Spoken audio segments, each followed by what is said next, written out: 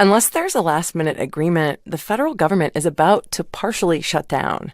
Funding for most agencies expires at midnight tonight Eastern Time. So what exactly does that mean?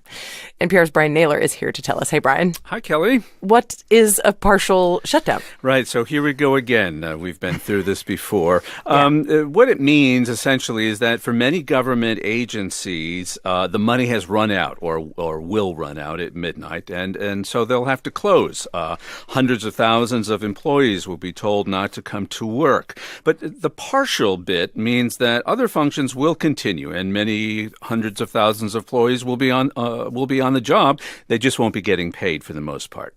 But I'm sorry, go ahead. No, go ahead. I was just going to say, where would we see the biggest difference if there is a shutdown? Well, so right now it seems as though the biggest difference from what happened in the last shutdown in 2013 is the national parks and monuments here in Washington and across the country will remain open. It was a very visible sign 4 years ago that things were not operating as usual.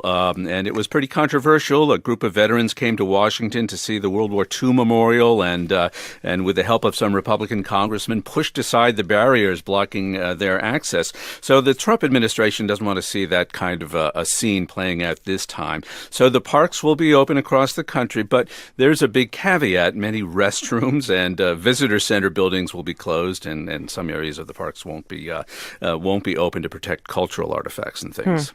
What about other government services that people rely on? Well, so, there may not be a lot of things that people will notice. For instance, the post office will be open. The mail delivery will continue because the Postal Service has its own revenue stream.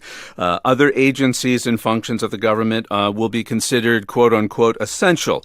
For instance, so the borders will still be patrolled, and the air traffic controllers and the TSA officers will still be on the job.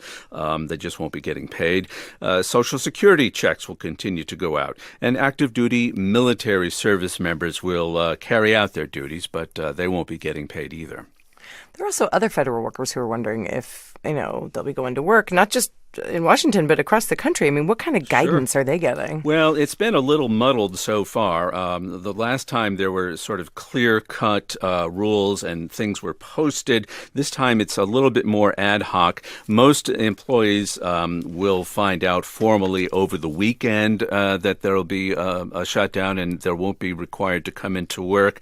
I spoke today with Max Steyer at the Partnership for Public Service, who says for federal employees, that's really disruptive.